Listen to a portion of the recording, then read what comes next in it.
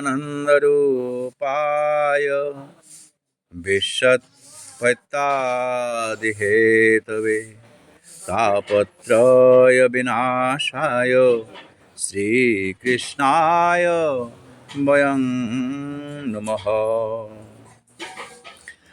সৎ চিত এবং আনন্দের স্বরূপ ভগবান শ্রীহরিকে কোটি কোটি নমন পূর্বক সমবেত ভক্তমণ্ডলী সবাইকে প্রণাম জানিয়ে গৌরাঙ্গ মহাপ্রভুর অশেষ কৃপায় এই চতুর্মাস্যা ব্রতের অন্তিম দামোদর মাস, কার্তিক মাস এবং এই নিয়ম মাস নিয়ম সেবায় আজ গোপাষ্টমী তিথিতে ভক্তজনের সমাবেশে অত্র অঞ্চলে আমরা সমবেত হলাম। এ যেন ভক্তির গঙ্গা, এ যেন ত্রিবেণী সঙ্গম। একদিকে মাস, যে উত্তম মাস, এই দামোদর মাস, কার্তিক মাস এবং নিয়ম মাস, তদুপরি আজ হচ্ছে এমন এক সৌভাগ্যের মিলন তিথি যেটা গোপ অষ্টমী তিথি। কার্তিকের শুক্লপক্ষের অষ্টমী তিথি গোপাষ্টমী নামে খ্যাত। তো এই দিন কেন আমাদের কাছে এই বিশেষ একটা তিথি হিসাবে আসছে? কারণ এই দিনে শ্রীমতী রাধারানীর চরণ তিনি দর্শন করার সুযোগ দেন। আমরা পরে তা আলোচনা করব। গতিকে সেই যে একটা সুযোগের দিন এবং অত্র অঞ্চলের যে ভক্তির গঙ্গায় স্রোতধারা হিসেবে প্রবাহিত, সেখানে প্রত্যেক ভক্তজন নিজ নিজ মন প্রাণ গুরুদেবের মাধ্যমে তারা গোবিন্দচরণে নিজেকে সমর্পণ করেছেন। এই সব শুদ্ধ ভক্তগণের যে মিলন, এই ত্রিবেণী সঙ্গম, ভক্তগণের মিলন, মাতা রাধিকার এই আজ তিথির এবং এই মাসের এই ত্রিবেণী সঙ্গমে লোকে বলেন সব তীর্থ বারবার আর প্রয়াগ তীর্থ একবার। এই ত্রিবেণী সঙ্গমে আজ আমরা স্নাত হয়ে যে ভগবানের যে কৃপা এবং ভগবান তিনি যেন আশীর্বাদ করে তার শ্রীচরণে অন্তিমে আমাদের ঠাঁই দেন, আর সেইটুকু আজ আমরা রাধারানীর মাধ্যমে আমরা ভগবানের কাছে প্রার্থনা করব। মহাভাব স্বরূপিণী হচ্ছেন শ্রীমতী রাধিকা। গতিকে রাধারানীর সঙ্গ এবং রাধারানীর কৃপা যদি পাওয়া যায়, তাহলে তো ভগবান শ্রীকৃষ্ণ অনায়াসেই সেই ভক্তকে তিনি স্থান দিয়ে থাকেন। গতিকে এই আজ পরম সুযোগ, পরম সৌভাগ্য, পরম মহেন্দ্রক্ষণ, অমৃতক্ষণ। এই সময়ের মধ্যে শুদ্ধ ভক্তগণ, জানি না কে কাকে, আমরা কাউকে এরকম খবর দেই না, কিন্তু অন্তরের ব্যাপারটা ভগবান এমনভাবে সংযোগ করে দিলেন যে যখন শুকদেব মুনি তিনি হঠাৎ সেইখানে পৌঁছে গিয়েছিলেন পরীক্ষিত মহারাজের সভায়, সেইখানে সমবেত সব ভক্তজনের মধ্যে তিনি পরীক্ষিত মহারাজকে অযাচিতভাবে, পরীক্ষিত মহারাজ জানতেনও না যে এই ভগবানের কথা তিনি শুকদেবের কাছ থেকে তিনি শুনবেন। আমরা জানি না যে আপনার সঙ্গে দেখা হবে, এই পরম ভক্তের সঙ্গে দেখা হবে, পরম ভক্তের সঙ্গে দেখা হবে, কিন্তু সেই রকম একটা শুদ্ধ স্থান হিসেবে আমরা বেছে নিলাম এই উদ্যোক্তার গৃহে। বাস্তবিকই ভগবান একজনকে ভর করে এমন একটা তিনি সুপ্রয়াস আমাদেরকে দিয়ে থাকেন, যেন ভক্তজনের আশা আকাঙ্ক্ষা পূরণ করার জন্য তিনি এইভাবে অযাচিতভাবে, এটা আমাদের জানা থাকে না, আমি জানি না, আপনি জানেন না, কিন্তু এটা অযাচিতভাবে সেটা সেই সম্মিলনটা হয়ে থাকে। এ ধরনের সম্মেলন, এ ধরনের তিথি এবং এই উদ্দেশ্যে যারা জ্ঞাতেও হোক অজ্ঞাতেও হোক যারা পালন করেন, এই তিথির জন্য বিশ্ববাসী ধন্য। এবং যেসব ভক্ত যারা এই তিথি পালন করেন তারা ধন্যাতি ধন্য। জয় রাধে, জয় রাধে। তাই সমবেত ভক্তগণ, মাতৃবর্গ এখানে এসে আমরা যে ভগবানের কথা আলোচনার মাধ্যমে যে আমরা শ্রীমতী রাধারানীর মহিমা কৃপা জেনে আমরা গোবিন্দচরণে আশ্রিত হব। শ্রীমতী রাধারানী আমাদেরকে কৃপা করুন, ভগবান শ্রীকৃষ্ণ তার শ্রীচরণে যেন ঠাঁই দেন, এইটুকু চেয়ে সমাগত শুদ্ধ ভক্তগণের শ্রীচরণে ধরে আমি বারবার চরণ রেণু গ্রহণ করছি। কত অপরাধ এই কথা বলতে গিয়ে, এবং না জানি সাধন না জানি ভজন, আর এই পাঠের তো সম্পূর্ণ ব্যাপারই নাই, কিচ্ছুই নাই। কিন্তু একটাই ভরসা, বৈষ্ণবের যদি তার অন্তর থেকেই তিনি যদি একটু আশীর্বাদটুকু মাত্র করতে পারেন, কারণ বৈষ্ণব হৃদয়ে ভগবান শ্রীকৃষ্ণ বিরাজ করেন।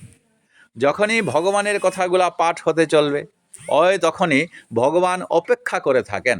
আমাদের এই নিমন্ত্রণ হওয়ার আগে ভগবান কিন্তু আগেই নিমন্ত্রণ পেয়ে গেছেন, আর তার পার্শ্বদেরকে নিয়ে তিনি এই আমাদের এই আসরের বাহিরে তিনি এখানে অপেক্ষা করেছেন, কখন পাঠ শুরু হবে, কখন আমার এই কথাগুলা শুরু হবে। তিনিও এখানে অপেক্ষা করে আছেন, এবং ভক্তদের কাছে গিয়ে তিনি তখন অপেক্ষা করছেন এই কৃষ্ণের কথাগুলা কীরকম করে সুচারুরূপে ভক্তের কাছে পরিবেশিত হয়, ভক্ত কিভাবে গ্রহণ করেন। আদান এবং প্রদান, শ্রবণ এবং কীর্তনের মাধ্যমে ভগবান তাতে জাগরিত হয়ে থাকেন এই বৈষ্ণব হৃদয়ে। যখন সুতমুনি, এই শুকদেব মুনি যেখানে পরীক্ষিত মহারাজের সভায় তিনি এই ভাগবত কথা বিশ্লেষণ করেছিলেন, সুতমুনি সেখানে উপস্থিত ছিলেন। সুতমুনি হচ্ছেন শ্রুতিধর। শ্রুতিধর মানে যারা একবার শুনে এইটা তাদের একদম জীবনভর তার মনে রাখে। তো উনি যখন ওই নৈমিষারণ্যে চলে গেলেন, তখন নৈমিষারণ্যের ৮৮,০০০ ঋষিবর্গ তারা তখন যজ্ঞ করছিলেন। যজ্ঞ করার উদ্দেশ্যটা কি? যে জগতের কল্যাণের জন্য, যেন প্রত্যেক মানুষের যেন কল্যাণ হয়, ভগবত পদে তারা আশ্রিত হতে পারে, এই জন্য তারা যজ্ঞ করছিলেন। যেই মাত্র সুতমুনি সেখানে উপস্থিত হলেন, সঙ্গে সঙ্গে সেই যজ্ঞ একদিকে রেখে তারা তখন সুতমুনিকে ঘিরে ধরলেন, যে আপনি সেই শুকদেব মুনির সভায়, পরীক্ষিত মহারাজের সভায় আপনি উপস্থিত ছিলেন, এবং সেটা পুঙ্খানুপুঙ্খভাবে আপনি শ্রবণ করেছেন। আপনি সেই ভাগবতের সার কথাগুলা আমাদেরকে শ্রবণ করান। আজ সেই সৌভাগ্য সুতমুনির হয়ে গেছে, এবং তিনিও অত্যন্ত আনন্দ সহকারে সেই সভায় বসে তিনি প্রত্যেককে প্রথমেই তিনি সম্বোধন করছেন, হে ব্রাহ্মণগণ। যেই ব্রাহ্মণ বললেন, সমবেত এই শত সহস্র এই মুনি ঋষিগণ তারা আশ্চর্য হয়ে গেল। আরে ব্রাহ্মণ যারা, তারা তো এখানে সন্ন্যাসী হয়েছেন, কেউ কেউ আছেন বৈশ্য, শূদ্র, ক্ষত্রিয়, আমরা তো ব্রাহ্মণ না। তো তিনি যে বললেন ব্রাহ্মণ বলে আমাদের সবাইকে এরকম করে কেন বললেন?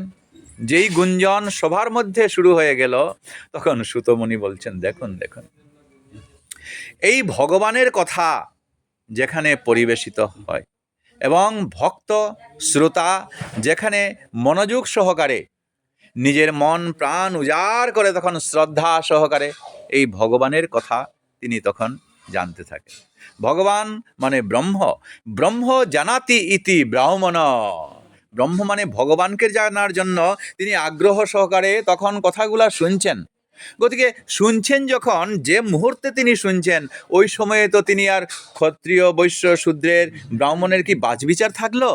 কেউ থাকলো না। তাই তিনি সম্বোধন করে বললেন, সবাই আপনারা ব্রাহ্মণ।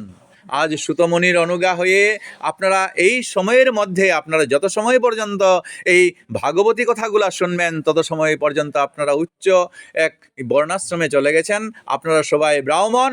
সুতমুনি যেভাবে তিনি প্রণাম জানিয়েছিলেন সব ভক্তবৃন্দ বৈষ্ণববৃন্দের চরণে, আমিও তার অনুগা হয়ে ভক্তি জানাচ্ছি, আপনারা সবাই ব্রাহ্মণদেরকে প্রণাম নিবেদন করছি। আজ সেই আনন্দে সেই প্রত্যেক ব্রাহ্মণের মুখ দর্শন করে করে তিনি আনন্দে বলছেন, জানেন কারা এই ভাগবত কথা, কৃষ্ণ কথা শুনবার সুযোগ পায়? সবাই আগ্রহী হয়ে বললেন, কিরকম করে পায়?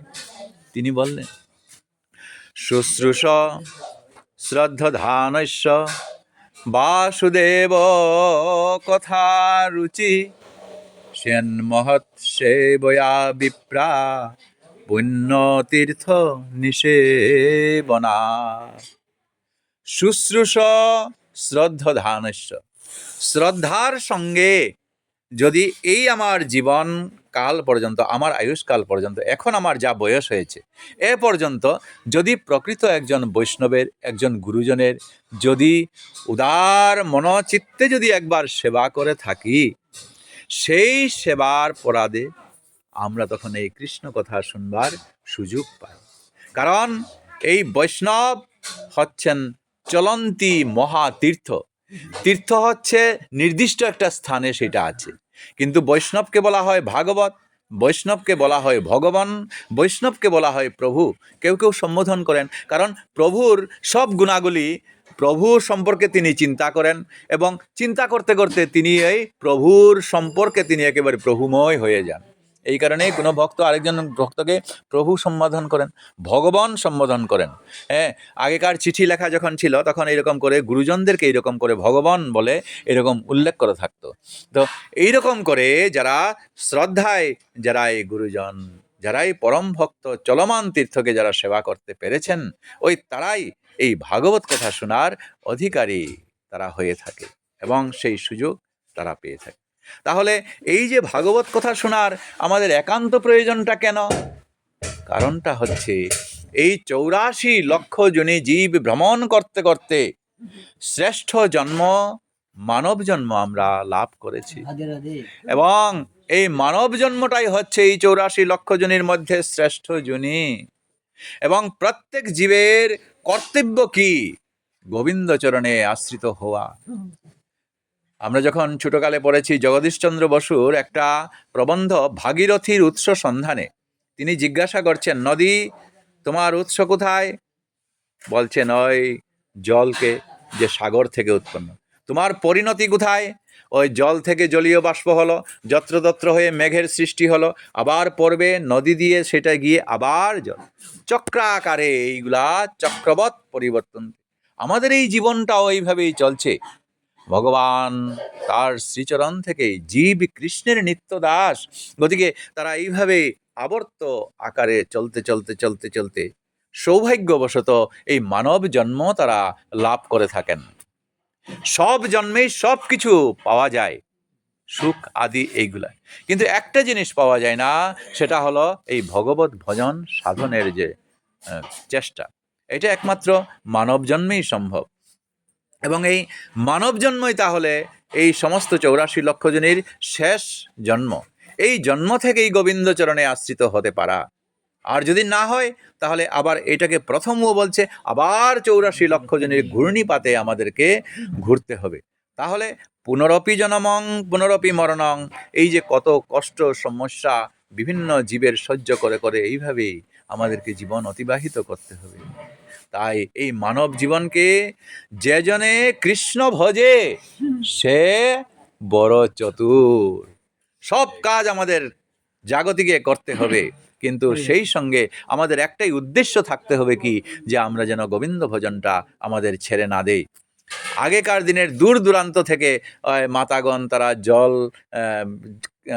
ব্যবহারের তারা নিয়ে আসতেন কলসিতে, তারা মাথার উপরে রেখে, কেউ কেউ এক কলসির উপরে আরেক কলসি রেখে হাত পর্যন্ত ছেড়ে দিতেন। বিভিন্ন কথাবার্তাগুলা চলতো, কিন্তু মূল উদ্দেশ্য ছিল কি? ওইটা যেন পড়ে না যায়। আমাদের এই মানব জন্ম পাওয়ার পর আমাদের সেই একটাই উদ্দেশ্য থাকতে হবে, কি?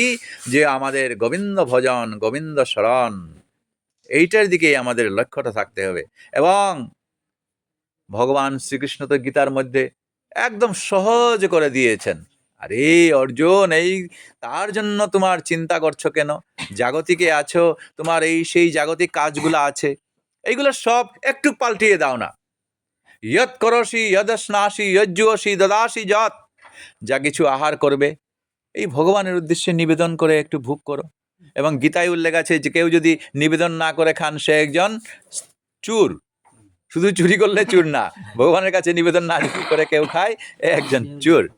যা দান করবে, যাও করবে, সবগুলা এই ভগবানের কাছে নিবেদন করো। আরে আমার কি সামর্থ্য আছে যে সামর্থ্য নিয়ে যে আমি এত বড় একটা উৎসব, আমি এত বড় ঘর, এত বড় বাইরে এই সংসার চালাবো? যিনি দিয়েছেন, আসবার সময়, মনুষ্য জন্ম পাওয়ার সময় উলঙ্গ হয়ে এলাম, এবং এই পৃথিবীতে আমার জন্য সব ভগবান আগে থেকে শৃঙ্খলায় তৈরি করে রেখেছেন। যখন মাতৃগর্ভে ছিলাম তখন ভগবান মাতাকে দিয়ে, মাতা যা ভক্ষণ করছেন সেটা দিয়ে আমার উদরপূর্তি হচ্ছে। যেই মাতৃগর্ভ থেকে পড়ে গেলাম, মাতৃস্তনামৃত তখন বেরিয়ে পড়লো। দেখুন, চিন্তা করুন, তার আগেও মাতৃস্তনামৃত আসেনি। যেই পড়ে গেল, সঙ্গে সঙ্গে তার ব্যবস্থাটা করে দিয়েছেন দেখুন। আর যেই এই শিশুটা যখন সে নিজে একটু একটু তুলে খেতে শুরু করলো, ওইদিকে মাতৃস্তনামৃত বন্ধ হয়ে গেল। শুধু আমাদের তো হাত আছে, যাদের হাত নাই, পা নাই, পশু পাখি, এইগুলার কথা তো চিন্তা করুন তো। এই 84 লক্ষ জনই এমিবা বলে একটা আছে, তার এককুশি প্রাণী, সেই রকম চলতে চলতে তার এইভাবে পোক মাকড় এইগুলা এইভাবে খেয়ে খেয়েই চলে। প্রত্যেকের সব ব্যবস্থা তিনি করে দিয়েছেন। এবং এই যে পৃথিবীতে সবই যখন ভগবানের জিনিস, এ আমার, ও আমার বলে আমরা তখন ভুলে যাই। আর যাবার সময় কিন্তু দেখছি আমরা বুঝছি না, আমি বলছি আমার, কিন্তু এই যে আমারটা চৌকিদারি করার জন্য যে এখানে এসেছি সেটা আমরা আর ভুলে গেলাম। চৌকিদারি করে এটা আমার পুত্রের কাছে রাখলাম, পরম্পরায় থাকবে, এটা সংরক্ষণ থেকে গেল। আর যাওয়ার সময় খালি হাতে আমাদেরকে চলে গেলাম। নিয়ে যাওয়ার সময় কি ডাকলাম, এই এতদিনের মধ্যে যে আমার স্বীকৃতি যা হলো, গোবিন্দ নাম যতটুকু নিলাম সেইটুকু নিয়েই আমাকে চলে যেতে হয়। তাই বৈদিক শাস্ত্র আমাদেরকে দেখিয়ে দিচ্ছে, হে জীব, ভুলো না সব সময় নিজের কর্মজীবন করে করে করে করে সংসারী সাজো, করো নিত্য নিজ কাজ, এবং ভগবানের প্রতি সেই দৃষ্টিটা রাখো। সব কিছুই করো। ছেলে মেয়েদের, বাচ্চা কাচ্চাদেরকে আমরা শাসন পালন পোষণ করছি। মনে করুন না যশোদা মাতা এবং নন্দরাজা এই শ্রীকৃষ্ণকে তিনি সাজাচ্ছেন, স্কুলে পাঠাচ্ছেন, তাকে নন্দরানী মাতা যেরকম করে সাজাচ্ছেন, ওই ভাবটা নিয়ে আসুন। এই তো কৃষ্ণ সজ্জা হয়ে গেল, খাওয়াচ্ছেন, পড়াচ্ছেন, এই সমস্ত কিছুই আমাদের ওই ভাবটা নিয়ে এলেই, ওই একটু পাল্টিয়ে দিলেই, এইটুকু কৃষ্ণ ভজন একটু যদি উল্টানো পাল্টানো যায়, বা সব কিছুই হয়ে গেল। এই সংসারটা এই কৃষ্ণের সংসার হয়ে গেল, আর আমার সংসার আর এইখানে থাকলো। তাই শাস্ত্র সব সময় সদা সর্বদা মনে করিয়ে দিচ্ছে, এবং সেই জন্য আসার জন্য আমাদেরকে এই পাঠ, এই কর্তব্য, এই গুরু আশ্রয় করে এই পথে আমরা যেন একটু একটু একটু একটু করে আমরা যেন অগ্রসর হতে পারি, তার এই সুপথ এই আমাদের বৈদিক শাস্ত্রগুলা দেখিয়ে দিয়েছেন। এবং তার কতকগুলা পন্থা আছে, যে পন্থাগুলা অবলম্বন করলে অনায়াসে যেন আমরা অগ্রসর হতে পারি। কি কি অনায়াসে? যেমন এই যে চতুর্মাস্যা ব্রত, শয়ন একাদশীর আষাঢ় মাসের পর থেকে শ্রাবণ, ভাদ্র, আশ্বিন, কার্তিক, এই তার হরি উত্থানে ভগবান, ওই শয়ন একাদশী থেকে ওই হরি উত্থানে, হরি ভগবান উত্থান, তিনি জাগ্রত হবেন। তিনি বলিরাজকে এই 4টা মাস চতুর্মাস্যা তিনি তাকে ওই শ্রবণ কীর্তনের জন্য সৎসঙ্গ তিনি সেখানে করতে আছেন। এই সময়ের মধ্যে ভক্তগণ, বৈষ্ণবগণ চতুর্মাস্যা ব্রত পালন করছেন, কিন্তু প্রত্যেকের পক্ষে হয়তো সম্ভব, গার্হস্থ্য জীবনে সম্ভব নাও হতে পারে। সেই কারণে আমরা এই শেষের মাসটা, কার্তিক মাসটা আমরা ধরছি। এই কার্তিক মাসটা সবচেয়ে বেশি প্রয়োজনটা কেন? এটা হচ্ছে আমাদের দামোদর মাস, এটা হচ্ছে আমাদের নিয়ম মাস, এটা হচ্ছে আমাদের কার্তিক মাস। তো এইটা অন্যান্য সময়ে যে আমাদের সাধন ভজনটা হবে, এই সময়ের মধ্যে যদি আমরা সাধন ভজনটুকু একটু একটু যদি করি, তাহলে এক পদ অগ্রসর হওয়ার মাধ্যমে আমরা যেন 1000 পথ এই গোবিন্দ ভজনের পথে আমরা অগ্রসর হলাম। এবং সোপান মানে হলো সিঁড়ি। সিঁড়িতে যখন আমরা উঠতে থাকি, তখন এই সিঁড়িতে পা দেওয়া মাত্র আমাদের দৃষ্টিটা পরের উপরের সিঁড়িটাতে দৃষ্টি পড়ে, আর যেই উপরের দৃষ্টিটাতে পড়বে ওইটাতে পা দেওয়া মাত্র উপরের সিঁড়িতে। যেই ভজন সাধনের একটা কিছুতে আমরা ভর করে যখন আমরা আসব, তখনই ওই আস্তে আস্তে এই ভক্তের উন্নত হতে থাকবে, তার এই ভজন সাধনের ব্যাপারে তার উন্নত হতে থাকবে। এবং ভগবান যেই কোনো এক ভক্ত, তার জন্য যখন তিনি এক পদ অগ্রসর হন, তখন তার নিত্যধাম থেকে ভগবান এই ভক্তকে নেওয়ার জন্য আইসো জীব মর সাথে, কৃষ্ণ পাবে হাতে হাতে বলে তিনি তাকে ধরে ওই 1000 পদ অগ্রসর হয়ে, আমরা এক পদ অগ্রসর হই, ভগবান 1000 পদ অগ্রসর হয়ে তাকে তার নিত্যধামে তিনি নিয়ে যান। আর এই সুপন্থাটা হচ্ছে এই যে সমস্ত মাসগুলার মধ্যে যা আমরা ভজন সাধন করি, তার মধ্যে এই মাসের মধ্যে একটু সতর্ক হয়ে যদি আমরা ভক্ত সঙ্গে সৎসঙ্গে যদি আমরা করতে থাকি, তাহলে এই শত সহস্র গুণ ফল আমরা পেতে পারি। এই কার্তিক মাসের মধ্যে নিয়ম করে আমরা ভগবানের যেন সেবা দিতে পারি। এই কারণে এই মাসের আমরা সেবা যেটা দিচ্ছি ওইটাকে বলা হচ্ছে নিয়ম সেবা। তো নিয়ম সেবার একান্ত আমাদের প্রয়োজনটা তাহলে কি, কেন দাঁড়ালো নিয়ম সেবাটা? হ্যাঁ, যখন ভগবান তার কথাগুলো আমরা শ্রবণ করি, তখন ভগবান এইখানে তার প্রিয় ভক্ত উদ্ধবকে তিনি বলে গেছেন যে দেখো ভক্ত উদ্ধব, আমি এই পৃথিবীতে দ্বাপর যুগে জন্মগ্রহণ করেছি। এই পৃথিবী একদিন আমাকে ছেড়ে চলে যেতে হবে এবং আমার সেই সময় এসেছে। উদ্ধব হাউমাউ করে কাঁদতে লাগলেন, হে প্রিয় কৃষ্ণ, তুমি আমাকে ছেড়ে চলে যাবে এবং তুমি যদি যাও তাহলে আমি এখানে আর থেকে কি দরকার, আমার এখানে আর থাকবো না। তুমি যে ধামে চলে যাবে সেইখানে দয়া করে আমাকে নিয়ে যাও না। শোনো, এই দ্বাপর যুগে যারা জন্মগ্রহণ করলো তারা তো আমাকে দর্শন করতে পারলো, কিন্তু আমি যারা ভবিষ্যতে আসবে এই আগত কলিযুগেও, তারা তো আর আমাকে পাবে না। কিন্তু তাদের পাওয়ার একটা উপায় আমি করে দিচ্ছি। সে কি? সে হচ্ছে আমার এই ভাগবতের মধ্যে আমি স্থান করে থাকলাম এবং আমি আমার নাম এর মধ্যে স্থান করে থাকলাম। এ উদ্ধব, যখন ভাগবত মানে ভগবানের কথা, ভগবানের কথাগুলা, কারণ ভগবান কেন এই পৃথিবী ছেড়ে যাচ্ছেন, কারণ এটা হচ্ছে মরজগৎ। যে কেউ এখানে আসলে পরে তার এটা একদিন না একদিন তার আয়ুষ্কাল ফুরালে পরে চলে যেতে হয়। তাই এটা মরজগতের মধ্যে ভগবান নিজেও এটা দেখিয়ে দিচ্ছেন যে আমাকে একদিন মৃত্যুবরণ করতে হবে, তিনি চলে যাবেন। এবং তিনি বললেন যে আমাকে পাবে আমার ভক্তগণ ওই আমার ভাগবতে, যেই ভাগবতের সন্নিধানে সৎসঙ্গে আলোচনা হবে কৃষ্ণ কথা, ওই তখনই তারা আমাকে ভাগবতের মধ্যে পাবে। ভাগবতটা তাহলে কি?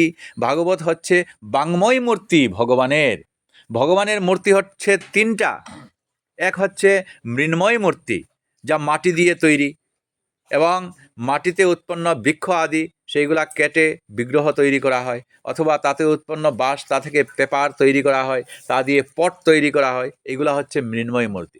এই মৃন্ময় মূর্তি দর্শনের সঙ্গে সঙ্গে আমাদের ভাবটা জেগে ওঠে যে ভগবান শ্রীকৃষ্ণের এই তখন এই আমরা এই মৃন্ময় মূর্তি। চিন্ময় মূর্তি আর একটা রূপ ভগবানের দ্বিতীয়। চেতনা দিয়ে ভগবানকে জানা। ভগবান সর্বত্র, তিনি প্রত্যেক জীবের কাছে তিনি বিরাজ করছেন, সর্বত্র তিনি আছেন। প্রহ্লাদ মহারাজকে, ছোট্ট প্রহ্লাদকে তার পিতা হিরণ্যকশিপু বললেন, তুমি ভগবান সর্বত্র আছে আছে বলছো, আর কি এই সামনে স্তম্ভ যেটা, খম্বা যেটা আছে ওইটাতেও আছে? বলছে হ্যাঁ আছে। তিনি তার গদাঘাত করলেন আর তা থেকে তিনি বেরিয়ে পড়লেন নৃসিংহ মূর্তিরূপ ধারণ করে। এবং আরেকটা হচ্ছে বাংময় মূর্তি। বাক মানে হচ্ছে কথা, কথা দিয়ে ভগবানের নিরূপণটা করা। এই যে আমরা কথা বলছি, কীর্তন করছি ভগবানের, এতে ভগবত ভক্তগণ শ্রুতির মাধ্যমে ভগবানের এই করেছেন সেই করেছেন শুনতে শুনতে শুনতে শুনতে তাদের কল্পনায় মনের মধ্যে ভগবান জাগৃত হয়ে থাকেন তাদের হৃদয়ের মধ্যে। তাই এই সহজ পন্থা তিনি দেখিয়ে দিচ্ছেন এই বাংময় মূর্তির মধ্যে।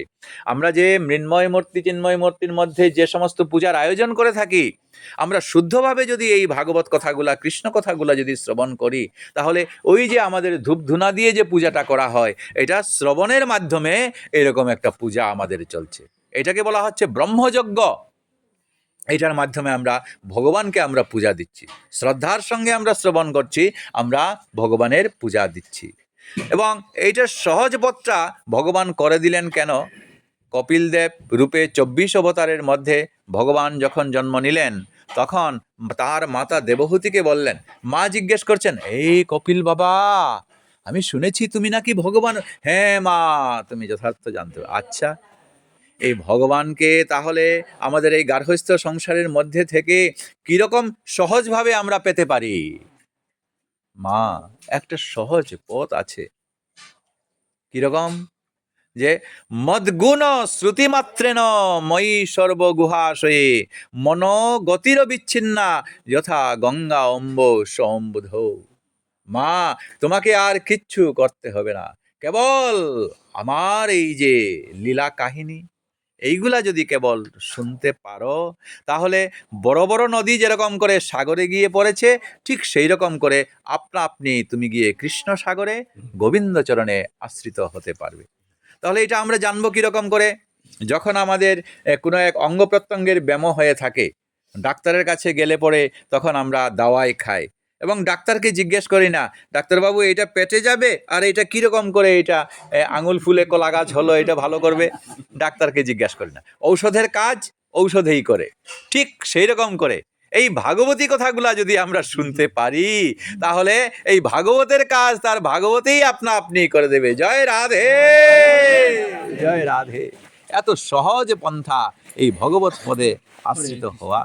তাই বলছেন, এতে ভগবান সুন্দর একটা কথা বলছেন। যারা ভাগবত কথাগুলা, ভগবানের কথাগুলা শুনছেন, তিনি এই আকাশস্থ নিরালম্ব বায়ুভূত নিরাশ্রয় হয়ে তিনি এখানে শুনছেন।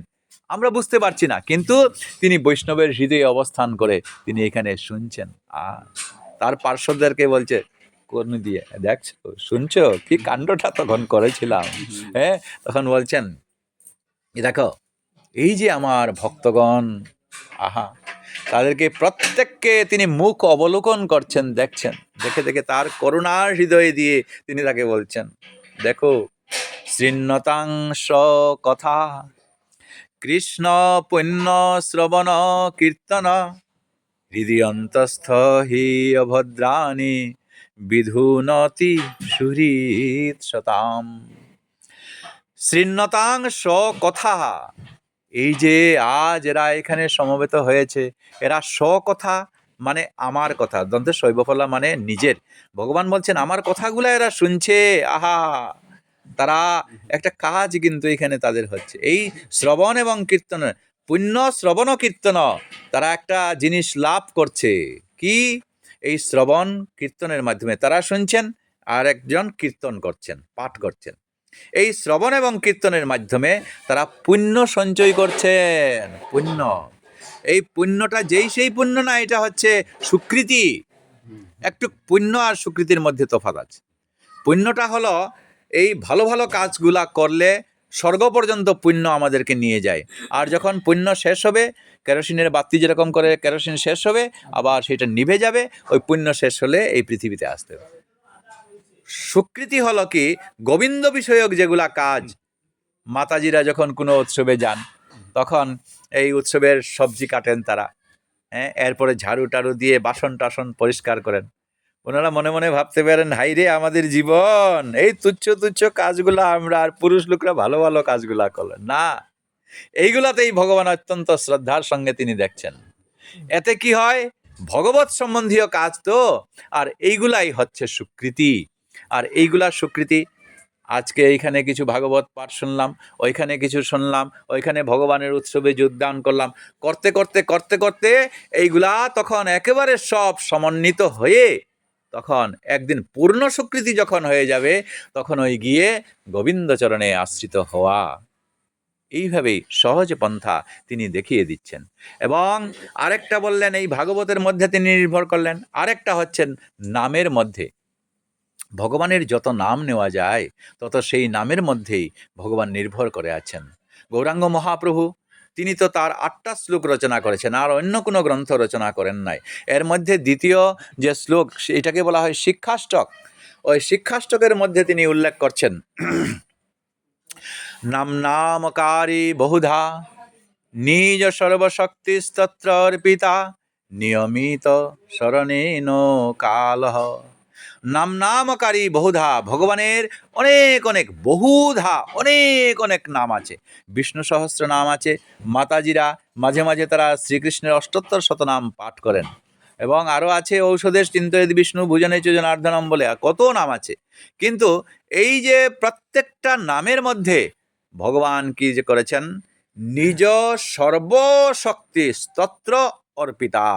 প্রত্যেকটা নামের আলাদা আলাদা নামের মধ্যে তিনি যত সব ভগবানের শক্তি আছে সব তিনি এখানে ঢুকিয়ে দিয়েছেন। ভক্ত যে কোনো একটা নাম তার রুচি অনুসারে, কেউ যদি বলেন জয় রাধে, কেউ যদি বলেন হরে কৃষ্ণ, কেউ যদি বলেন গোবিন্দ, কেউ যদি বলেন দামোদর, তাতে কিছু আসে যায় না।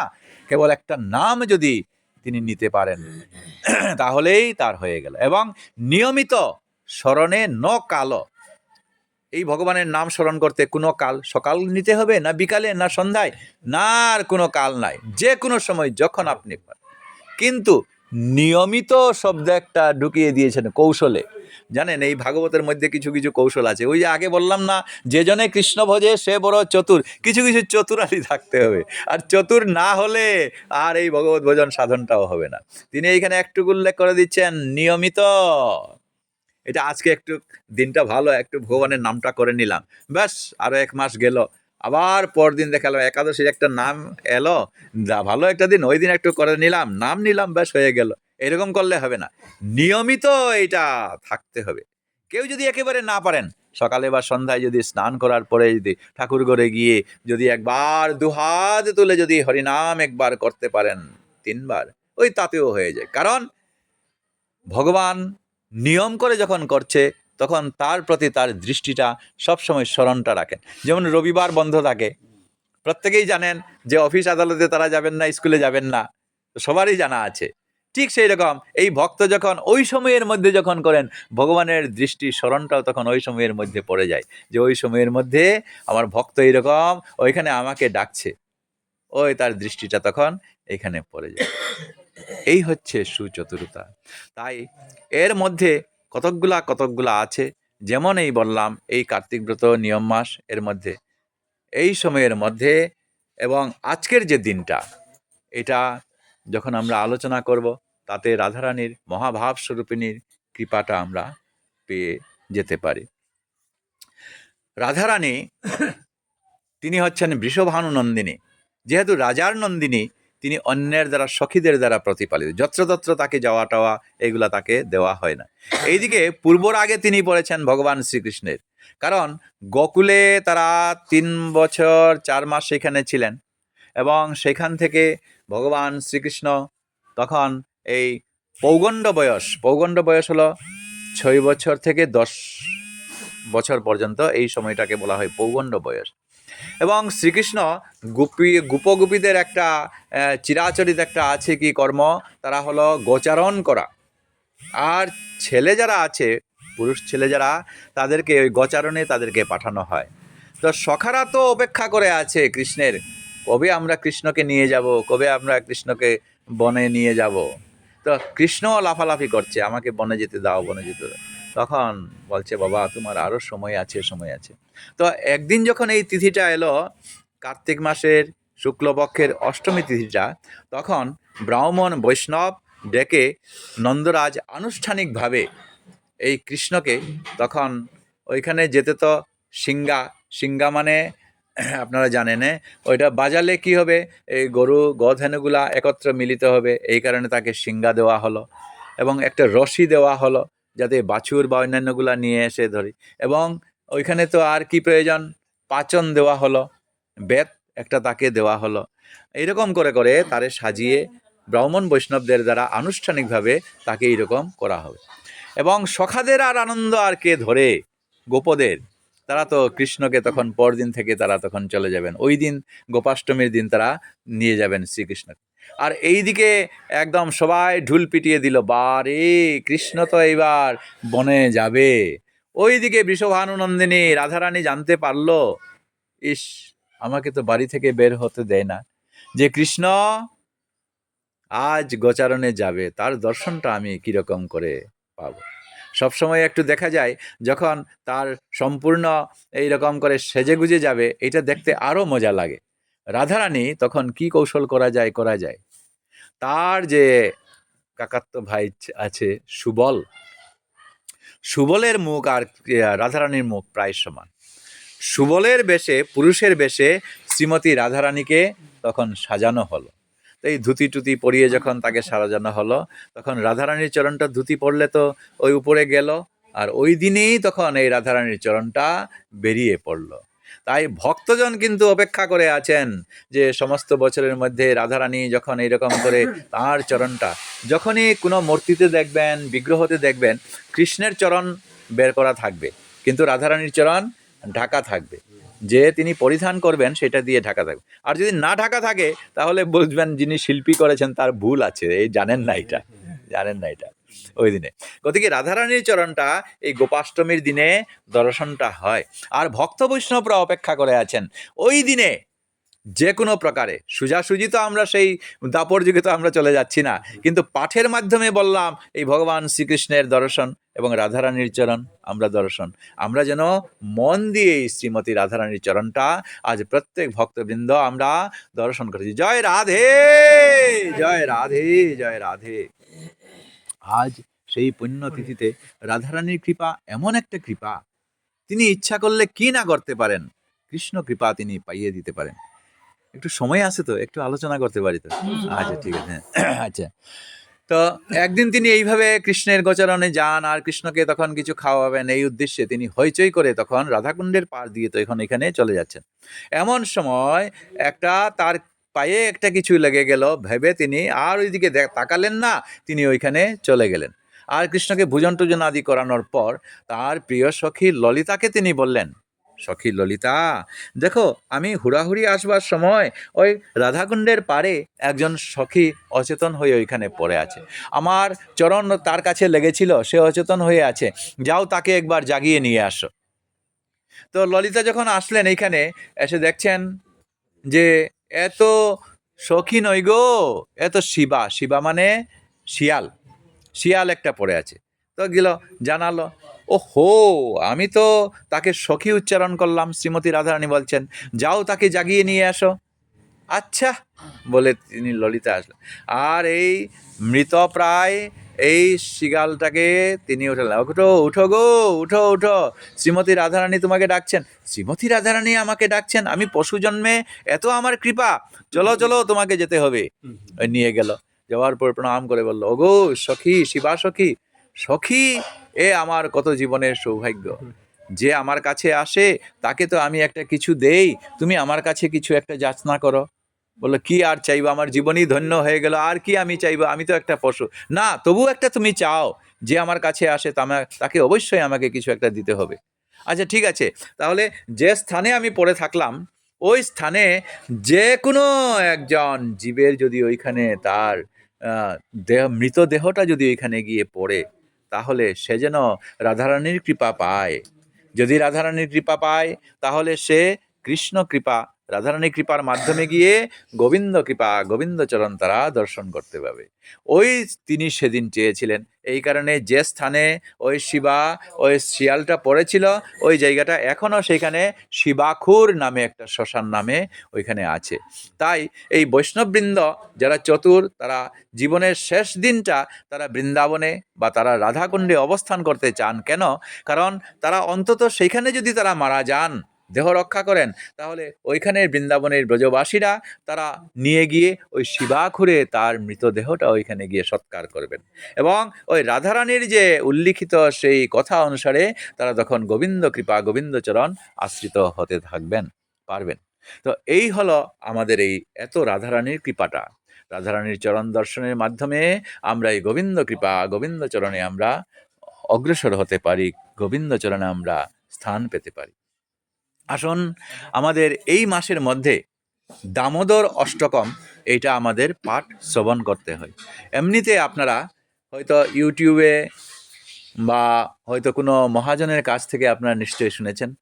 সবসময় যদি সম্ভব হয় তাহলে ওই মোবাইল দিয়ে আমরা শুনতে পারি, আর না হলেও আজ যখন ভক্ত সমাবেশে জমায়েত হলাম, আপনাদের আশীর্বাদের মাধ্যমে আমি এইটুকু একটু দামোদর অষ্টকম আমি একটু পাঠ করতে চাই আর সামান্য একটু ব্যাখ্যা করতে চাই। দামোদর অষ্টকম রচনা করতে গিয়ে সত্যব্রত মুনি তিনি এটা রচনা করেছেন। সত্যব্রত মুনি আপনাদের জানা আছে, তিনি তখনকার দিনে ছিলেন রাজা।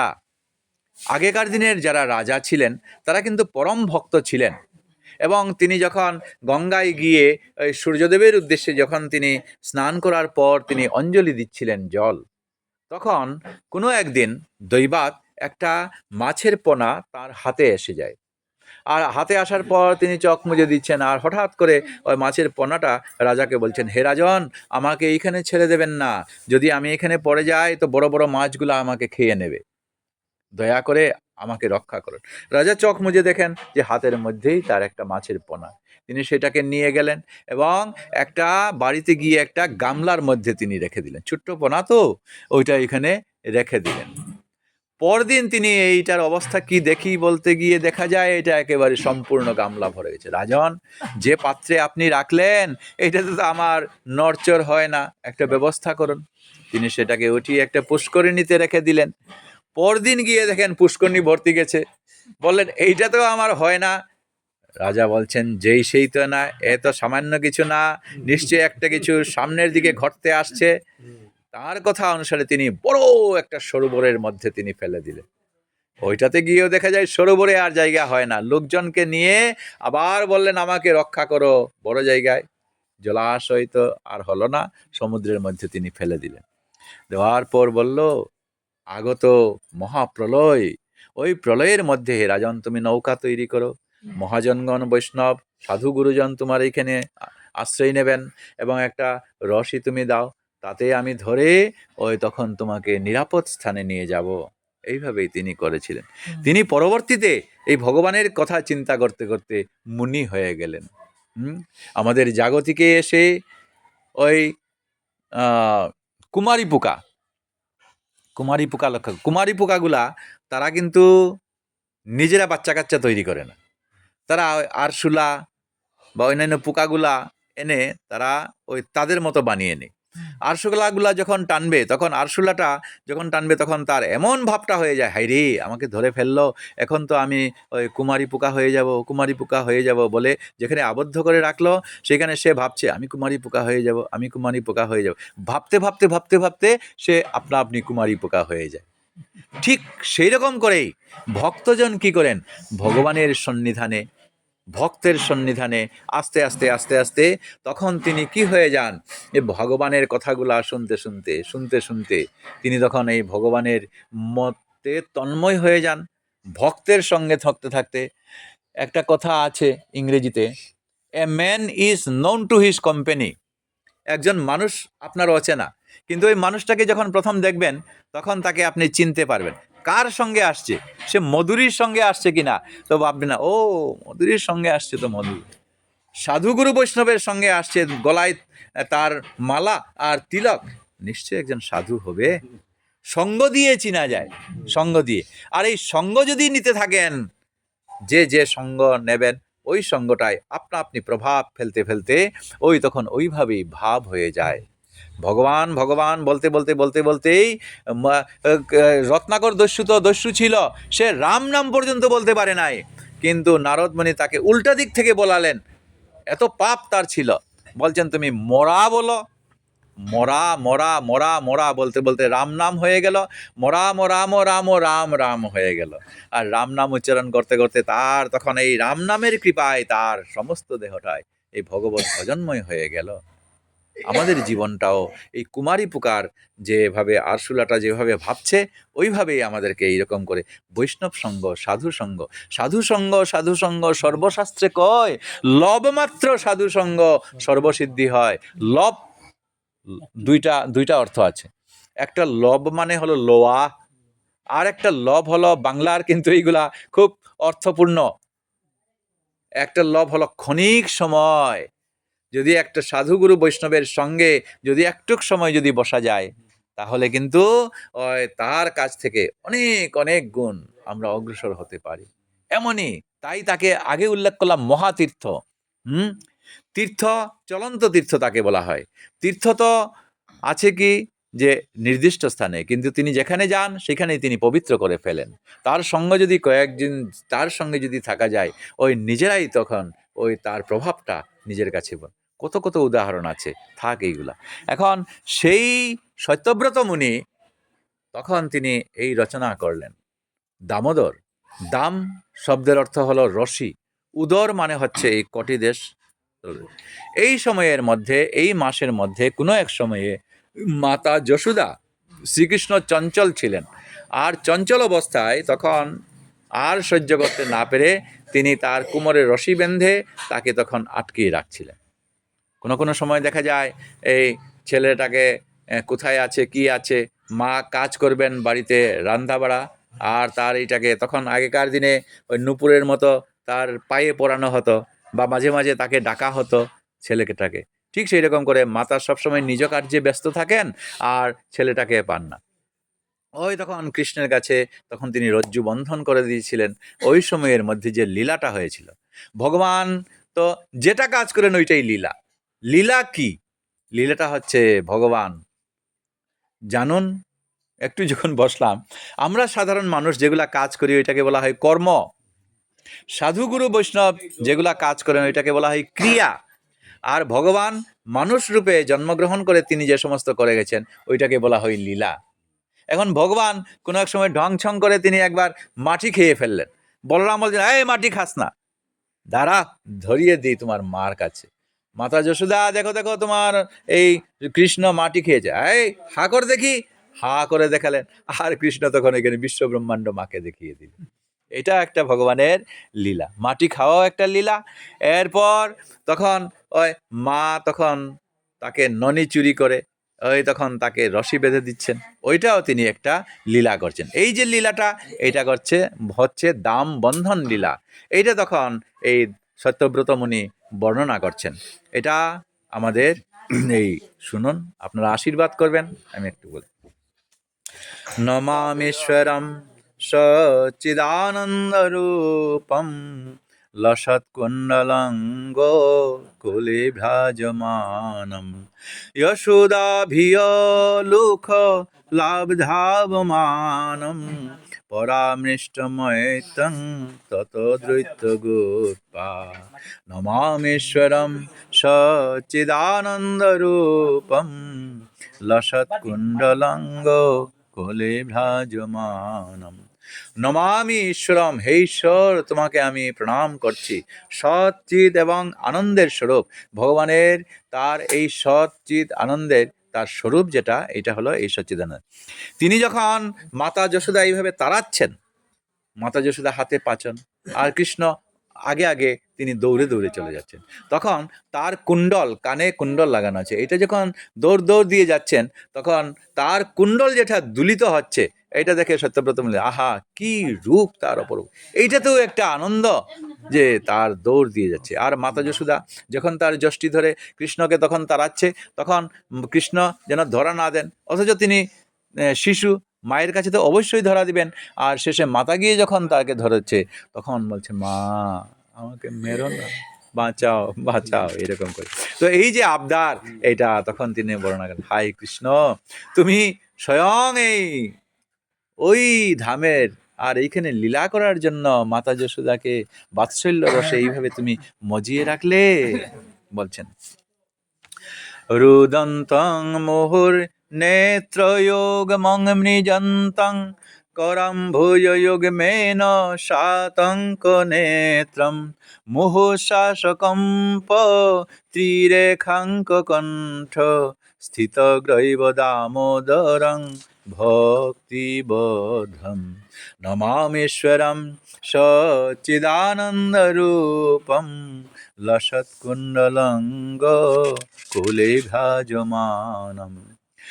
মাতা জননীর হাতে তিনি কৃষ্ণ যষ্টি দেখেছেন, আর যষ্টি যেই দেখেছেন তার যেমন এত ভয় যে একেবারে রুদন করতে করতে সে দৌড়ে দৌড়ে তার চলে যাচ্ছে। আর তার পা দুখানি, এইদিকে মুনি দেখছেন এই পা দুটা যেন পদ্মের মতো, এটা থমক থমক থমক থমক দিয়ে চলে যাচ্ছেন।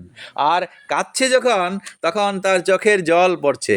আর যখন মুছতে যাচ্ছে, তখন মুনি দেখছেন এই ভগবানের যে অপরূপ মুখমণ্ডল, সেটা পদ্মের মতো যেমন বিস্ফুরিত হয়ে আছে। আর দুহাত আর দুই পদ্ম, এ পদ্ম দিয়ে যেন পদ্ম মুছছে, এইটা তিনি দেখে হাসছেন, হাই রে কি কাণ্ড, কি লীলাটাই না তুমি করছো হে কৃষ্ণ। তুমি মাতা তোমাকে ভীতি দেখাচ্ছে, আর ওইটা তুমি ভীত নয়নে এইরকম করে তুমি কাঁদছো। আর দৌড়ে দৌড়ে যখন যাচ্ছে, তখন দৌড়লে পরে এইরকম মুহুঃশ্বাসকম্প, এই শ্বাসজনিত তার যে এইরকম করে মা মা বলে এরকম করে যেন সে অন্যায় স্বীকার করছে। এইরকম দৌড়বার সময় আবার মাতা যশোদা তার জন্য কি লাগিয়ে দিয়েছেন, মুক্তাহার। মাতা নিজের মনে, তার মনের আনন্দে কৃষ্ণকে কিভাবে সাজালে সুন্দর হতে পারে। প্রত্যেক জননী তার ছেলে সন্তানকে এইভাবে সাজিয়ে তারা আনন্দ পান। আজ সেই বাৎসল্য রসে মাতা যশোদা নিজের ছেলেকে সাজিয়েছেন। তিনি যখন তাকে তাড়াচ্ছেন, তখন সেই মুক্তার যখন মালাটা দুলছে, তখন কি আনন্দ না সত্যব্রতমণি অবলোকন করতে। এই যে বাৎসল্য রস, এই বাৎসল্য রস জীবনে আর যেন যেন না ভুলি। হে কৃষ্ণ, আমাকে এই সারা জীবন ভর তুমি আমাকে সেই বাৎসল্য রসটা যেন আমাকে দেখিয়ে দাও। ইতি দৃক্ষ লীলাভিরানন্দ কুণ্ডে সঘোষং নিমজ্জন্তমাখ্যাপয়ন্তম তদীয়েষিতজ্ঞেষু ভক্তৈর্জিতত্বং পুনঃ প্রেমতস্তং শতাবৃত্তি বন্দে। এইরকম বাল্যলীলা তিনি এখানে করতে আছেন। বাল্যলীলা গোকুলেও তিনি করছেন, বৃন্দাবনেও তিনি করছেন। আর প্রত্যেক গোপিনীরা দেখছেন যে কৃষ্ণ যে লীলাগুলা করে। সকাল হলেই যেমন একটা ক্ষীর সরলনি নিয়ে, কৃষ্ণ একটু নাচো না, কৃষ্ণ তুমি আমাদের ঘরে যাবে। আর যাচ্ছ তো ননি চুরি করার জন্য, মা যা রাখছেন এইটাতে তার পেট ভরে না, যাচ্ছে ওই গোয়ালিনীর ঘরে। গিয়ে ওইখানে তার সখারা আসছে, তাকে উবু করিয়ে তার উপরে উঠে শিকার উপরে রাখা দধি ভাণ্ডের মধ্যে নিজে খায়, ছড়িয়ে ছিটিয়ে দেয় বাদরগুলা, এইগুলা নেই, তাতেও তার এই কাজ না, ওই তার বাঁশি দিয়ে ওইগুলা ফাটিয়ে রাখে। আর গোপিনীরা কই দিন এইভাবে আর দেখবেন, বলছে যশোদাকে এসে নালিশ করছে। এই যে কাণ্ড, এতেও কিন্তু তারা আনন্দ পাচ্ছে। আজ গোচারণে যাবে কখনো কখনো এই কাণ্ড, কখনো ওর বাড়িতে। প্রত্যেক দিন গোপিনীরা সকাল হলেই কবে দেখব কৃষ্ণকে, এই যে তার লীলাগুলা, যশোদা মাতা তার উঠানের মধ্যে যে কৃষ্ণ লীলা করছেন, এগুলা দেখতে কত আনন্দ লাগছে গোপিনীদের। তারা ভাবছে, আহা, কৃষ্ণের মতো যদি আমাদের ছেলে হতো, আমরাও ওই রকম করে কৃষ্ণকে আমরা সাজিয়ে দিতাম। আর যে গাভীগণ আছে তারাও ভাবছে কি, আহা, কৃষ্ণ আমার দুধ পান করছে, ও যদি আমার ছেলে বাছুর যদি হতো, আমার এই দুধ পানটা দিয়ে আমায় আনন্দ। আর হয়েছেও তাই। যে যথামাং প্রবদ্যন্তে তাং তথৈব ভজামি হম। যে যেভাবে আমাকে চায়, আমি তো তাকে সেই রূপ। ওই ব্রহ্মমোহন লীলায় ব্রহ্মা পরীক্ষা করবার জন্য এসে তিনি তাদেরকে বাছুরগুলাকে লুকিয়ে রাখলেন, গোপালদেরকে লুকিয়ে রাখলেন, নিজের স্বরূপ থেকে তাদেরকে তৈরি করে। গোপালরা গেল নিজেদের মাতার কাছে, বাছুরগুলা গেল গাভীদের কাছে, তারা সেবা করছে। ওই দিন কি আনন্দ, যেন কৃষ্ণকেই তারা সেবা করছে। কৃষ্ণ প্রকারান্তরে তাদের এই আশাটা মিটিয়ে দিলেন। যে যেভাবে ভগবানকে চাই সেইভাবেই তিনি আশাটা তো প্রতিদিন গোপিনীরা গিয়ে দেখতে চায় এই কৃষ্ণের লীলাগুলা দিয়ে। এই যে লীলা নিয়ে ওই ব্রজ বৃন্দাবনকে তিনি মাতিয়ে রেখেছেন, এই বৃন্দাবন লীলা তিনি ওইখানে করছেন। বরং দেব মোক্ষং ন মোক্ষাবধিং বা ন চয়ন্নং বৃণেয়হং বরে সাদপীহ ইদং তে বপুরনাথ গোপাল বালং সদা মে মনসা বিরাস্তাং কিমন্বয়। এই প্রভু, তুমি প্রত্যেক ভক্তকে তুমি মুখ্য লাভের একটা ব্যবস্থা করে দিয়েছ। এই মুখ্য লাভ হলে তো তার বৈকুণ্ঠ লাভ হবে। ভগবানের ওইখানে গিয়ে সৃষ্টি, স্বরূপ, সামীপ্য, ষষ্ঠী, এই বলে কতকগুলো আছে।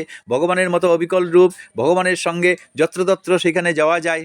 কিন্তু এই যে ভগবানের কথা যে আমরা আলোচনা করি, সেইটা তো আমরা পাবো না। তাই তিনি বলছেন, আমার মুখ্য লাভের কোনো প্রয়োজন নাই। ভগবান যেখানে বৈষ্ণব সঙ্গে আমরা এই ভগবানের কথাগুলো আলোচনা করতে পারি, সেই সঙ্গ যেন আমি পাই। আমার ওই মুখ্য লাভ আমার প্রয়োজন নাই, ভগবানের কথাগুলা যেন আমি শুনে শুনে আমার বাকি জীবনটা যেন আমি কাটাই, এইটাই আমি যেন চাই। প্রভু বলছেন, ইদং তে মুখম ভুজম ব্যক্ত নীলৈর্বৃতং কুন্তলয় স্নিগ্ধ রক্তৈশ্চ গোপা মুহুশ্চম্বিতং বিম্ব রক্তাধরং মে মনসা বিরাস্তামলং লক্ষলাভয়। এইভাবে ভগবান শ্রীকৃষ্ণের তার বদন কমল, তার দেহ অতীব স্নিগ্ধ রক্তবর্ণ, এবং তোমার যে দেখতে, কৃষ্ণকে গর্গমুনি তার নাম রেখে দিয়েছেন কৃষ্ণ। কৃষ্ণ শব্দের অর্থ কি? যে আকর্ষণ। কৃষ্ণকে যদি একবার দেখা যায়, চট করে মুখ ফিরানো যায় না, তাকে একবার দেখে থাকতে হয়। এই যে কৃষ্ণ, তোমার বদন কমলের মধুরিমা, অধরং মধুরং বদনং মধুরম, এইগুলা সব মধুরতাই যেন তোমার কাছে প্রভু বিরাজ করছে। সেগুলা দেখে দেখে ঐশ্বর্যাদি, লক্ষ টাকা দাও, গাড়ি বাড়ি দাও, এইগুলো আমার চাই না। আমি এই ভক্ত হয়ে প্রভু তোমার কারণ তুমি বলেছো অহং ভক্ত পরাধীন, এই ভক্ত হয়ে যেন সদা সর্বদা তোমাকেই যেন স্মরণ করতে পারি। এই বৃথা এইগুলা দিয়ে আমার কি করব, আমি সব কিছু যাক, আমার কেবল কৃষ্ণ ভজন কৃষ্ণ স্মরণ, এইটাতেই যেন আমি থেকে থেকে আমার অন্তিমে আমার তোমাকে স্মরণ করেই যেন আমি আমার প্রাণ ত্যাগ করতে পারি। নমো দেব দামোদর অনন্ত বিষ্ণু, প্রসীদ প্রভু দুঃখ জলাব্ধি মগ্নম, কৃপা দৃষ্টি বৃষ্টাতি দীনং বতানুগৃহণেশ, মামজ্ঞ মে ধক্ষি দৃশ। হে দেব, হে দামোদর, হে অনন্ত, হে বিষ্ণু, আমার প্রতি তুমি একবার প্রসন্ন হও, কারণ এই পৃথিবীতে দুঃখ জ্বালাময়, এই দুঃখালয়ম শাশ্বতম, এই পৃথিবীটাই হচ্ছে দুঃখ। আপনার একটা নিয়ে আপনার দুঃখ, আপনার বাড়িতে পারিবারিক একটা দুঃখ, উনার বাড়িতে একটা পারিবারিক দুঃখ, উনার পারিবারিক একটা, প্রত্যেকের একটা আলাদা আলাদা দুঃখ আছে। এই দুঃখ তো থাকবেই, এই দুঃখ জ্বালা যন্ত্রণার মধ্য দিয়েই যেন আমি ভুলে না যাই তোমাকে। শ্রীমতী কুন্তী যখন হস্তিনায় সিংহাসনে যুধিষ্ঠির আদি বসার পর তিনি গোবিন্দ যখন ভগবান শ্রীকৃষ্ণ যখন দ্বারকায় রওনা দিলেন, তিনি তাকে আশীর্বাদ দিতে চাইছিলেন মাতা কুন্তী।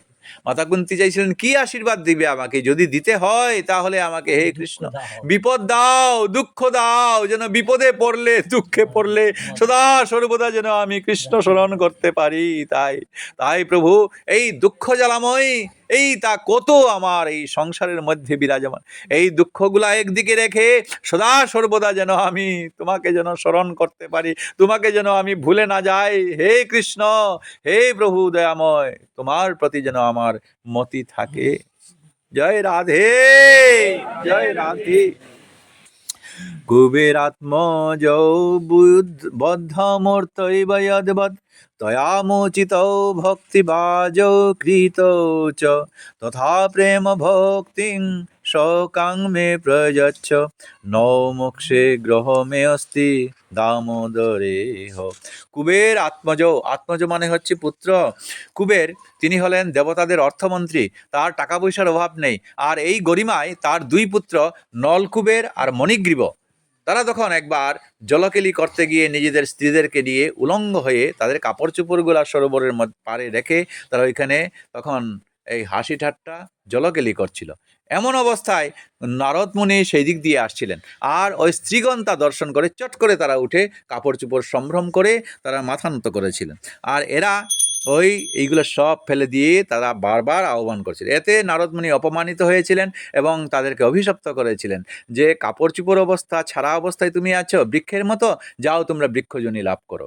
এরা তার পায়ে ধরলেন, তিনি বললেন যাও, ওই দ্বাপর যুগে ভগবান শ্রীকৃষ্ণ নন্দের গৃহে বাৎসল্য অবস্থায় তিনি সেখানে বিরাজ করবেন, সেখানে তিনি তোমাদেরকে উদ্ধার করবেন। এতে তাদের লাভ হলো কৃষ্ণ দর্শন পাবে। তারা ওই সত্যযুগ থেকে ওইখানে যেখানে গোকুলে তিনি ওইখানে জন্ম নিবেন, বিরাজ করবেন, বাৎসল্য লীলা করবেন, ওইখানে গিয়ে তারা জন্ম হয়ে এত বড় বৃক্ষ হয়ে গেছে, যুগ যুগের বৃক্ষ তো, অর্জুন বৃক্ষ হয়ে।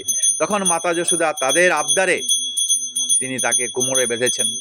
কোমরে এমনভাবে বাঁধলেন, প্রতিদিন তো তারা নালিশ করে আজকে তোমরা নিয়ে এলে, বলছেন গোপিনী তারা ধরে কৃষ্ণকে নিয়ে আসছে, কৃষ্ণকে হাতে বেঁধে বলছেন এইবার মাতা যশোদা বের হও তোমার এই সন্তানকে। ও কৃষ্ণ বলছে আমাকে ছেড়ে দে গোপিনী মা, আমাকে ছেড়ে দে। বলছে না ছাড়বো না, আজ প্রমাণ দেব। তোমার মাতা বলছে প্রমাণ দেখিয়ে তাকে হাতে বেঁধে নিয়ে আসবে। এর মধ্যে যে টানছে তার দেবরকে চটপট ডেকে তারা তখন ওই উল্টা তার বাঁধনটাই হয়ে ধরিয়ে দিল। আর গোপিনী তো টেনে টেনে নিয়ে, দেখো দেখো তোমার ছেলেকে দেখো আজ বেঁধে নিয়ে এসছি, তুমি বলছিলে না। বলছে মাতা যশোদা ঘুমটা দিয়ে বলছে হাই রে কি জ্বালা, আমার ছেলের যন্ত্রণায় কি আবদার। বল কই কই আমার ছেলে কই? বলছে এই তোমার ছেলেকে বেঁধে নিয়ে এসছি দেখো। বলছেন না এ তো আমার ছেলে না, এ তো তোমার দেবর। হ্যাঁ দেবর কিরকম? কৃষ্ণ পিছন থেকে বলছেন এই দেখো গোপিনী মা, আজকে তুমি এইরকম করে করে সব সময় নালিশ করো, আজকে তোমার যদি এই কাণ্ডটা করলে আজকে তোমার দেবরকে ধরিয়ে দিলাম, আর অন্যদিন যদি ধরো তাহলে তোমার ভাসুরকে ধরিয়ে দিলাম। এই হলো লীলা ভুবনে। মাতা কত আর যন্ত্রণা সহ্য করবেন, তিনি ওই কৃষ্ণকে কোমরে বাঁধলেন। বাধা তো কৃষ্ণ মনে মনে আমাকে বাঁধে কে? বাঁধে একমাত্র ভক্তরাই আমাকে বাঁধে। তিনি তখন মাতাকে দিয়ে দিলেন বাৎসল্য রস পূর্ণ করার জন্য, মাতা কোমরে বাঁধলেন। আর অন্যদিকে উদুখল মানে গ্রাম্য ভাষায় গাইল যেটা বলি ওইটাতে ছেড়ে দিলেন। সখারা এইভাবে কৃষ্ণকে ছাড়া তো যেতে পারে না। কৃষ্ণ বললেন আচ্ছা ঠিক আছে, মা যখন করলেন কি করবেন। তখন এইভাবে চলতে চলতে দুই বৃক্ষের মাঝখান দিয়ে তিনি চলে যাচ্ছেন, আর ওইখানে আটক পড়ল। একবার শটান টান দিলেন, দুই এত বড় বৃক্ষ কৃষ্ণকে মাঝখানে রেখে ওইখানে ভূমিকম্পের মতো এখানে পড়ে গেল। আর তারা উদ্ধার হয়ে কৃষ্ণকে বন্দনা করে তারা চলে গেল। এই তারা উদ্ধার হয়ে গেল। তা এরপরে শেষ শ্লোক, নমস্তে অস্তু দামনে স্ফুরদীপ্তি ধামনে তদীয়দরায়াথ বিশ্বৈশ্য ধামনে নমো রাধিকায় তদীয় প্রিয়ায় নময় অনন্ত লীলায় দেবায় তুভ্যম নমামীশ্বরম সচ্চিদানন্দরূপম লসৎকুণ্ডলঙ্গ কুলে ভ্রাজমানম यशोदाभियोलुख लाब्धाभिमानं পরামৃষ্টময়তং ততো দ্রৈত গোপা। আজ বলছেন হে কৃষ্ণ, তোমার তেজময় উদর বন্ধন এবং সেই যে কোমর, বিশ্বের আধার স্বরূপ তোমার সেই উদর, তোমার প্রিয়তমা শ্রীমতী রাধিকা তাকে নিয়ে ব্রজলীলা করেছ এবং আমাদের যুগল ভজন, হ্যাঁ যুগল ভজনে শ্রীমতী রাধিকা আমাদের চাই।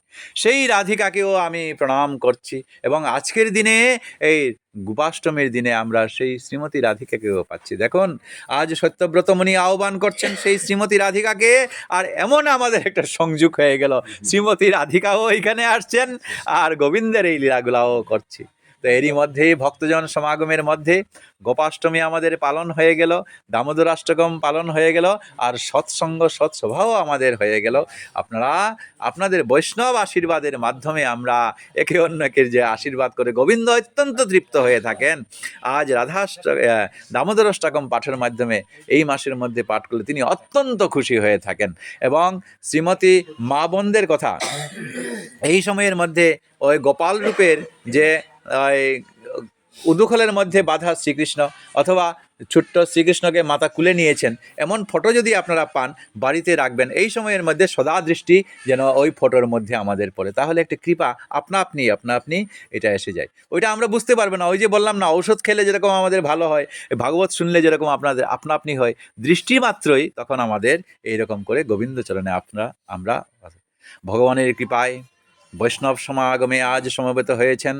এই আমাদের পরম সৌভাগ্য, একে অন্যের সঙ্গে আজ সমবেত হয়ে ভগবানের সেই অপরূপ কৃপা বৈষ্ণব সমাগমে সৎসঙ্গের মধ্যে ফুটে উঠুক শ্রী ভগবানের আশীর্বাদ। আর পুণ্য গোপাষ্টমী তিথিতে ভগবান জাগ্রত হয়ে শ্রীমতী রাধারানী সহ তিনি কৃপা দিয়ে আমাদেরকে গোবিন্দচরণে যেন আশ্রিত করে দেন, এইটুকু চেয়ে আজকের দিনের ভাগবত পাঠের বিশ্রাম আমরা এখানেই দিচ্ছি। নাম সংকীর্তন যস্য সর্ব পাপ প্রণাশনম প্রণাম দক্ষ সমনস্তং নমামি শ্রী হরিপদম। গুরবে গৌরচন্দ্রায় রাধিকায় তদালয়ে কৃষ্ণায় কৃষ্ণভক্তায় তদ্ভক্তায় নমো নমঃ। বঞ্ছাকল্পতরুভ্যশ্চ কৃপা সিন্ধুভ্য এব চ পতিতানাং পাবনেভ্যো বৈষ্ণবেভ্যো নমো নমঃ। জয় শ্রীমদ্ভাগবত মহাপুরাণ की जय, समस्त वैष्णव वृंद की जय, आपन आपन गुरुदेव की जय। हरे कृष्ण कृष्ण कृष्ण हरे हरे, हरे राम राम राम हरे हरे। हरे कृष्ण कृष्ण कृष्ण हरे हरे, हरे राम राम राम हरे हरे। हरे कृष्ण कृष्ण कृष्ण हरे हरे, हरे राम राम राम हरे हरे। ओम।